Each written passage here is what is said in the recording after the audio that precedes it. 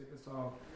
Respondendo o desafio do Jonas, da galera do grupo do Reforma aí, para falar sobre a teologia da prosperidade. Vou falar brevemente sobre alguns pontos. O Igor Crisóstomo já citou a origem da teologia da prosperidade. Quem foi o embrionário não foi Kennedy Reagan, como muitos pensam. Foi, na verdade, um tal de Kenyon, né? Não tem nada a ver com o Grand Canyon, mas foi o Kenyon. Ele que teve a citaçãozinha dele lá, que diz: o que eu confesso eu possuo, e a partir dali começou os desdobramentos da teologia da prosperidade. A teologia da prosperidade eu vou colocar algumas facetas, vou colocar em 2 pontos. Ela nega, em primeiro lugar, a soberania de Deus, ou seja, se eu ofertar, eu tenho que obter a resposta. Se eu dar um valor X, eu tenho que obter a resposta. Não é isso que a Escritura nos ensina. Deus dá conforme Ele quer. Eu vou citar aqui um livro do Mike Murdock, né? O pessoal aí diz que não é para queimar, isso aqui é para refutar, que é mais bonito, que é assim que se faz o evangelho, blá blá blá. Eu li vários livros desse cara aqui e olha só a citação que ele fala no livro. Você pode criar qualquer mudança com a sua boca, sendo que Deus governa o seu mundo e o seu universo com a sua boca. Você também pode dominar o seu mundo com a sua boca. Ou seja, existem 2 mundos, o mundo de Deus e o teu mundo. No mundo de Deus, ele cria as coisas com a boca de Deus. E no seu mundo, tu pode criar com a sua boca.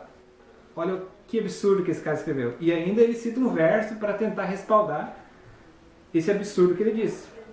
Porque todos tropeçamos em muitas coisas. Se alguém não tropeça em palavra, o tal é perfeito e poderoso para também refrear todo o corpo. Eu não entendo de onde o cara retira desse verso as palavras de que tu, através da tua palavra, pode dominar o mundo. Isso é uma coisa absurda.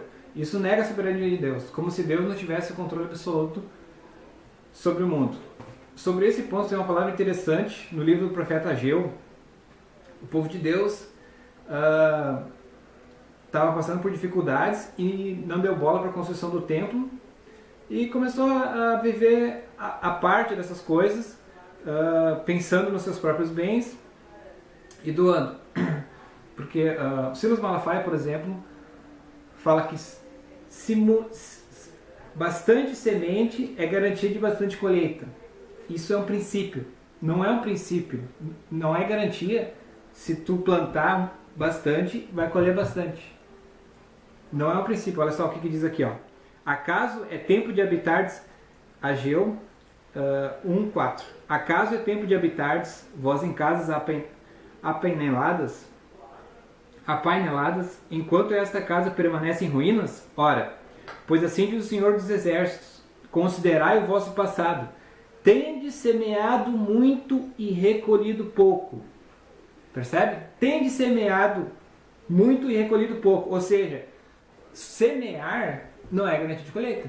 Porque quem está no controle não é o princípio, é Deus. Deus dá se Ele quer. Outra coisa que me deixa muito irritado é a estipulação de valores para oferta. Se você der R$1.000, você vai ter...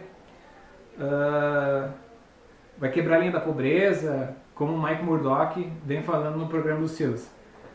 Eu vou citar só um verso que é suficiente para refutar essa bobagem, que está em 2 Coríntios 9, no verso 7.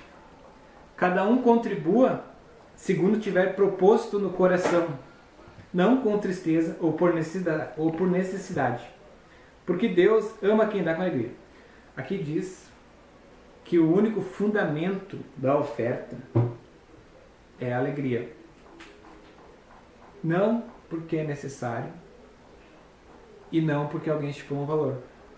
Aqui diz que cada um contribua segundo tiver proposto no coração, não segundo valores que pastores dispuserem para se ofertar. Não há nenhuma estipulação na Bíblia sobre valores de ofertas.